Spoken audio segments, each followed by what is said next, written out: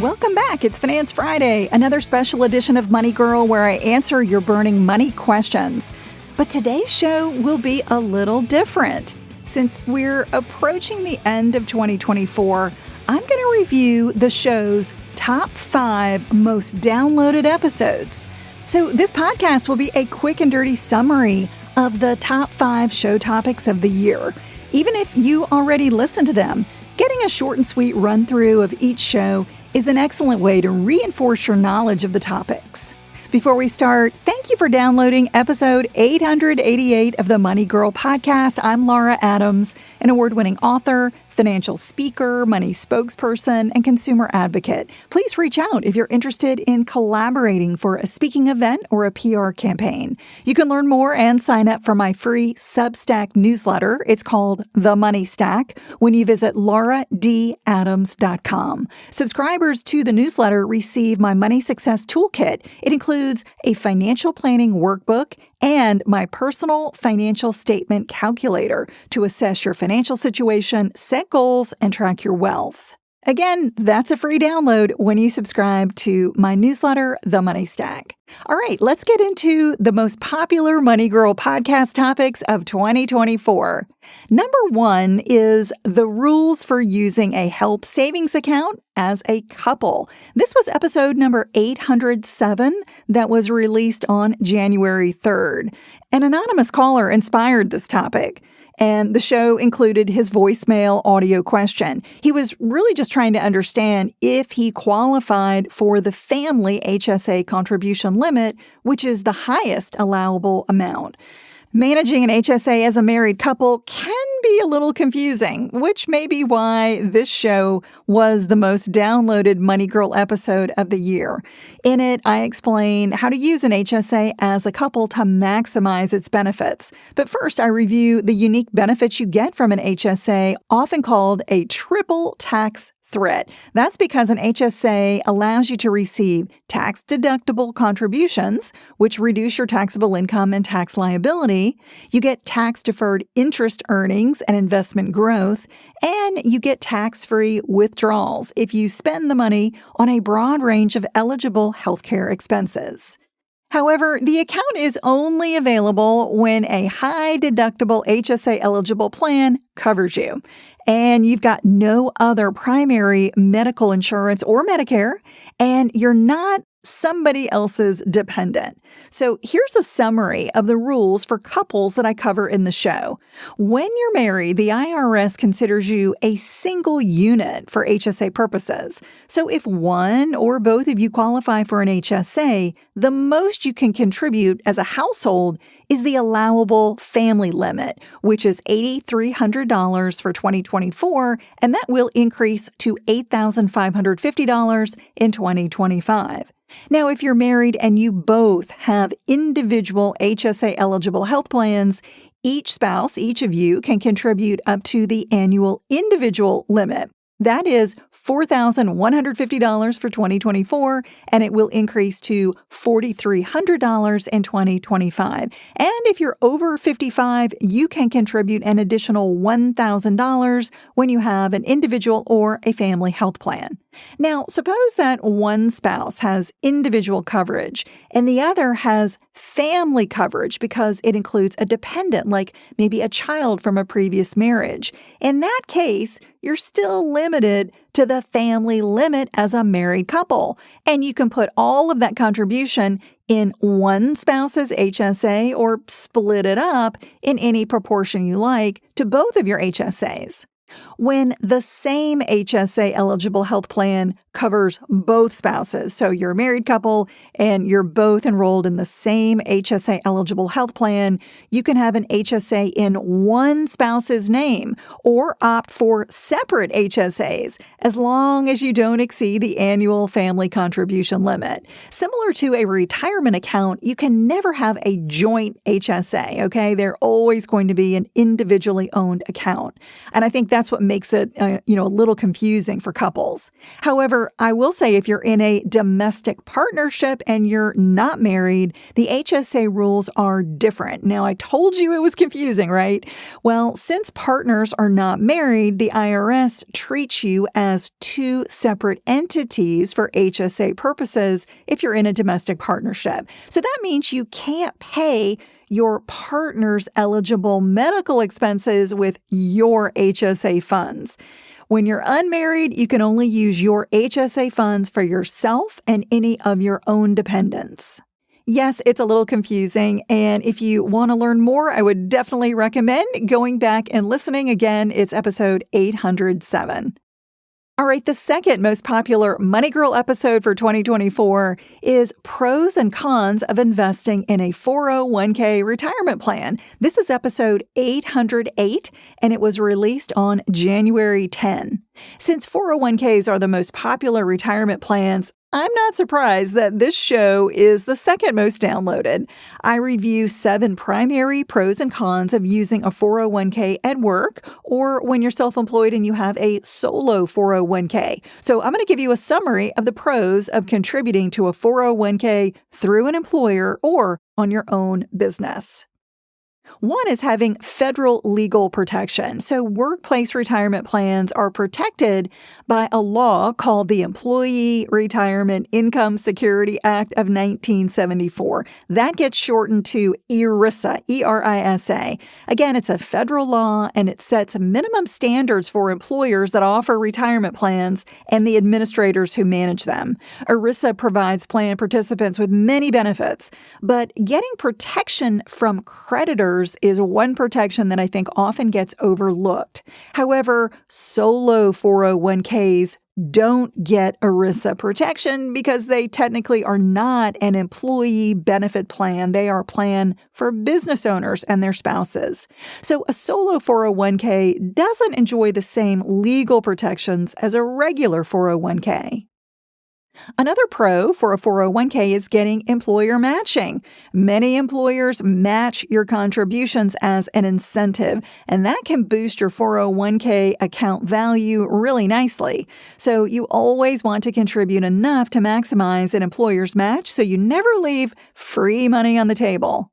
Another benefit is having a high annual contribution limit. For 2024, you can contribute up to $23,000 or $30,500 if you're over 50 to most workplace plans, and the limit will increase next year to $23,500 or $31,000 if you're over 50. However, starting next year, there is a special new rule for those aged 60 to 63. If you're in that age range, you will qualify for what's called super catch-up contributions, allowing you to contribute up to $34,750. Again, that starts in 2025. The annual contribution limit is higher for a solo 401k, but it does depend on your business income. For 2024, the maximum contribution is up to $69,000 or it's $76,500 if you're over 50. And it will increase to $70,000 or $77,500 for 2025. And you typically get free investing advice. After you enroll in a regular or solo 401k, most plan providers offer helpful resources and free or low-cost financial advisors. All right, here's a summary of 401k cons to consider. One is you may have limited investment options. A 401k may have fewer investment choices than other retirement accounts, like an IRA. You may have higher account fees. Due to the legal and accounting responsibilities required by employer-sponsored retirement plans, they charge fees to administer 401ks. However, if you have a solo 401k, you can shop around and compare plan options like the fees and investment choices. And you must pay fees on early withdrawals. So this is an inherent disadvantage of retirement accounts. You will be penalized 10% in most cases for taking early withdrawals before the age of 59 and a half. So you typically don't want to put money in a retirement account that you might need for everyday living expenses, especially a workplace retirement plan. But if you avoid expensive early withdrawals, the advantages of using a regular or solo 401k far outweigh the downsides. All right, the third most popular show is 10 Rules for Successful Investing You Should Know. This is episode number 820, released on April 3rd. This show was likely the third most popular because almost everyone wants to be a successful investor, right? So here's a summary of the 10 rules I discuss in the show. Number 1 is to know your financial big picture. Before investing, you must understand your financial situation and how investing should or shouldn't fit into it. For instance, if you don't have an emergency savings account for short-term needs like unexpected expenses, make saving a priority before investing. Number 2 is adopt long-term thinking. Generally, you should only invest money if you plan to own the investment for at least 5 years and preferably a decade or more. You should save and not invest money that you expect to spend within the next few years. Number 3, create a diversified investment portfolio. Investors who want to limit risk and earn higher returns choose diversified investments such as index, mutual, or exchange-traded funds, ETFs. They bundle investments like stocks, bonds, and other securities, and they're not likely to all move in tandem when economic conditions change, and that protects you. Number 4, don't try to beat financial markets. The historical average return of the S&P 500 has been about 10% since the 1920s. So if you have a long time horizon, consider investing primarily in stock funds, but not individual stocks. It's almost impossible to pick the right stocks or other investment vehicles that consistently give you higher than average returns. But owning diversified funds like those mutual funds or exchange-traded funds that I mentioned is generally a better choice. Number 5, minimize investment fees. The more you pay in transaction and ongoing investment fees, the lower your returns will be. When comparing options, you want to consider an investment fund's expense ratio. This is expressed as a percent of your investment. For example, if you have $10,000 invested in an ETF with a 0.05% expense ratio, that means you're going to pay the fund $5 annually. Number 6, understand investment taxes. Knowing how investments get taxed outside of tax-sheltered accounts is essential for being prepared to pay them. I recommend using tax-advantaged investment accounts like workplace retirement plans, IRAs, self-employed retirement accounts, and HSAs or health savings accounts to reduce, defer, or eliminate your taxes. Number 7, be familiar with retirement account rules. Retirement accounts have very strict rules like early withdrawal penalties and individual ownership even when you're married. However, if you're married, you file a joint tax return, and let's say only one of you has earned income, a working spouse can max out a spousal IRA for their non-working spouse.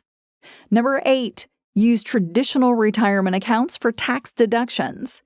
Traditional or regular accounts like a traditional IRA or a traditional 401k allow contributions to reduce your taxable income for the year. However, withdrawals are taxable in retirement.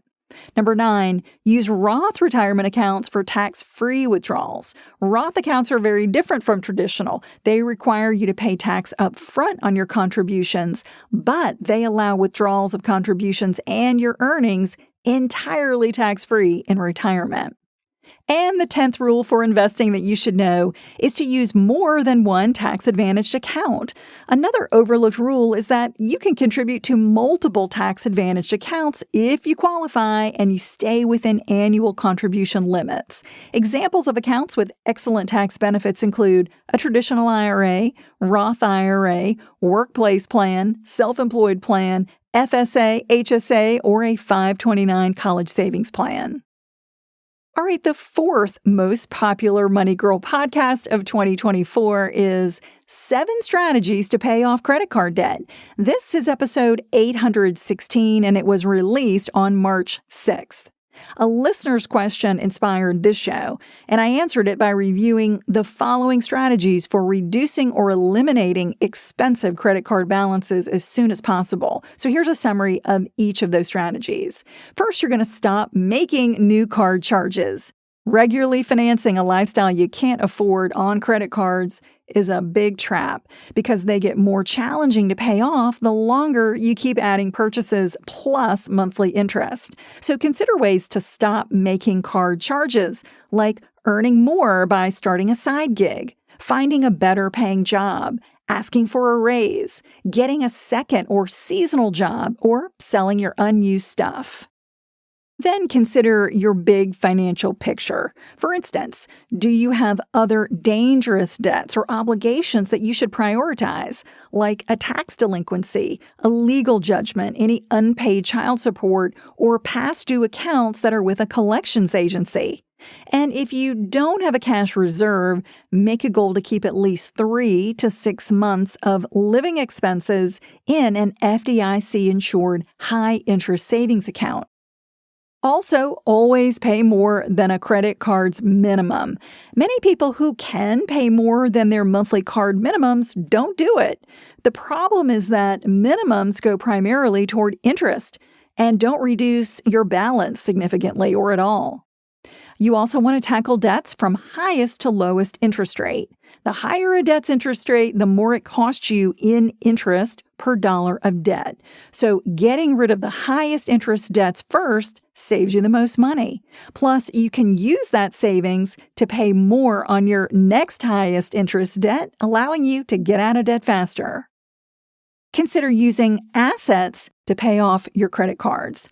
If you have assets like savings and investments that you can use to pay down high-interest credit cards, that may make sense. Also, consider any tangible assets that you can sell, like unused sporting goods, jewelry, or a vehicle, to raise cash so you can increase your emergency savings or decrease your credit card balance. Also, consider a balance transfer offer. If you can't pay off credit card debt using existing assets, consider optimizing it by moving it from a higher to a lower interest option utilizing a balance transfer credit card. This doesn't eliminate your debt, but it temporarily reduces the interest you pay, giving you some financial breathing room. And lastly, consider consolidating your high-rate debt balances. Depending on the terms you get offered, consolidating can be an excellent way to reduce interest and get out of debt faster. So consider if using a low-rate personal loan or a home equity line of credit if you're a homeowner with enough equity. All right, and our 5th most downloaded podcast of 2024 is 4 Strategies to Earn More Interest on Savings. This is episode 821, which was released on April 10th. So here's a summary of the options for savvy savers. One is using a high-yield savings account. This is an excellent choice if you want your money accessible while earning a competitive variable interest rate. They're like regular savings accounts, but typically pay substantially higher interest because they operate online without the high cost of maintaining physical branches. You want to look for accounts with FDIC or NCUA deposit insurance. Another way to earn more is to use a money market account. This is similar to a regular or a high-yield savings because they pay a variable interest rate. However, they usually come with features that make it even easier to access your funds, like giving you a debit card and paper checks, which gives you more ways to tap your cash or send payments. With high-yield savings, you may only have an online platform, an ATM card, or online transfers to withdraw money. Also, consider using a rewards checking account. This operates like a regular checking, but it imposes some rules to qualify you for the highest interest rates. For instance, you may have to keep a minimum balance, receive monthly direct deposits, or use a debit card for a certain number of monthly transactions. And the fourth way to earn more on your savings is to buy certificates of deposit, or CDs. In exchange for giving up access to your money during a CD's term, you may receive higher interest than with deposit accounts that are paying variable rates. Plus, you get a guaranteed return no matter what happens in the economy. So if you want to earn as much interest as possible while accessing your funds, a high-yield savings account or a money market account is best. But if you don't need access over a given period, a CD might be better if it pays a higher interest rate than the alternatives. You can always open more than one account to meet different savings needs. All right, that's a wrap on our top 5 shows of 2024.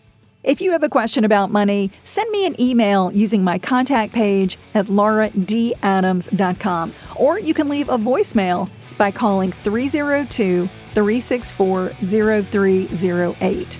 That's all for now. I'll talk to you soon. Until then, here's to living a richer life. Money Girl is a quick and dirty tips podcast, and I want to thank our terrific team. Steve Rickyberg audio engineers the show. Brandon Gachus is our director of podcast. Holly Hutchins is our digital operations specialist. Morgan Christensen is our advertising operations specialist. Davina Tomlin is our marketing and publicity associate. And Nathaniel Hoops is our marketing contractor.